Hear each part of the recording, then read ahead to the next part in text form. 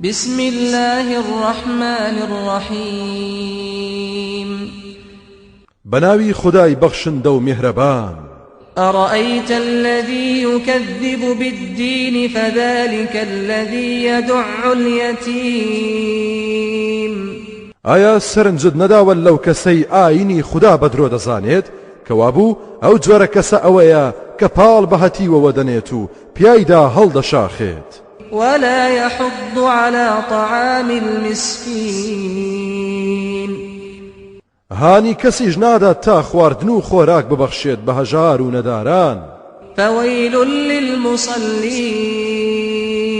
الذين هم عن صلاتهم ساهون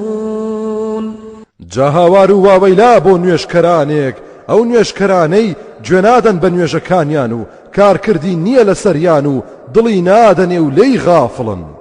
الذين هم يراءون ويمنعون الماعون ئەوانەی کە ڕیابازن و بەڕ و کەش نوێژ دەکەن و دەیانەوێت خۆیان دەربخەن و ئیمانداران بخەڵەتێنن هەمیشە هەوڵ دەدەن بۆ قەدەغەکردنی هەموو چاکە و یارمەتی و کۆمەچی و هاوکاریەک